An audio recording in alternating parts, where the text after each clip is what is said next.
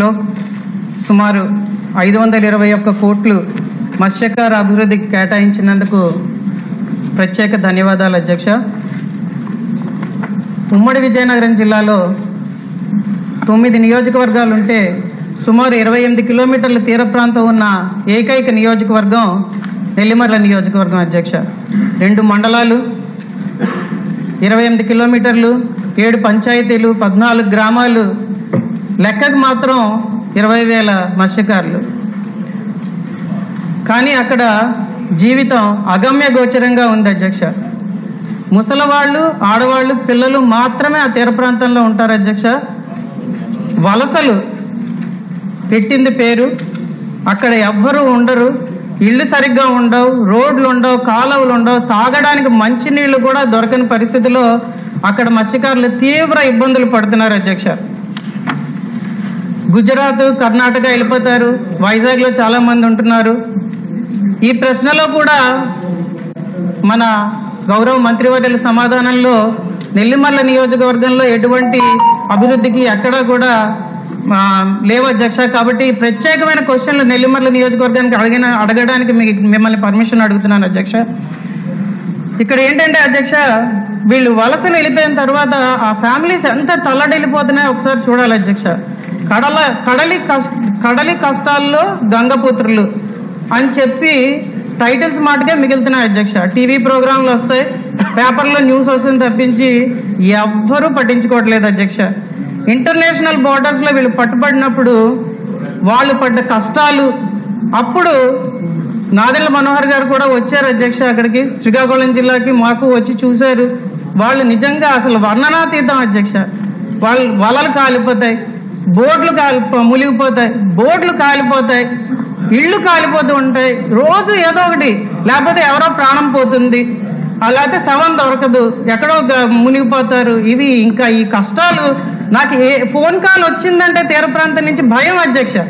ఏమవుతున్నదో అర్థం కాదు అధ్యక్ష. అసలు అంత దరిద్రమైన పరిస్థితుల్లో ఈ మత్స్యకారులు ఉన్నారు అధ్యక్ష. దీని మీద మన కూటమి ప్రభుత్వం ప్రత్యేక దృష్టి పెట్టాలి అధ్యక్ష. ఎందుకంటే ఈరోజు మత్స్యకారులు ఏమంటున్నారంటే, మమ్మల్ని ఎలక్షన్ల ముందర రకరకాలుగా చెప్తారు, మాకు అన్నీ చేస్తానని చెప్పి మమ్మల్ని ఒక ఓట్ బ్యాంకులా చూస్తున్నారు తప్పించి మా కష్టాలు అసలు ఎవరూ తీర్చట్లేదని ఈరోజు వాళ్ళందరూ కూడా చెప్తున్నారు అధ్యక్ష. కాబట్టి ఎన్డీఏ కూటమి దాని మీద ప్రత్యేక దృష్టి పెట్టాలని నేను ఆశిస్తున్నాను అధ్యక్ష. ఎందుకంటే బడ్జెట్ స్పీచ్లో ఒకటి వాడారు, fisheries is identified as one of the growth engines in Swarnandhra 2047.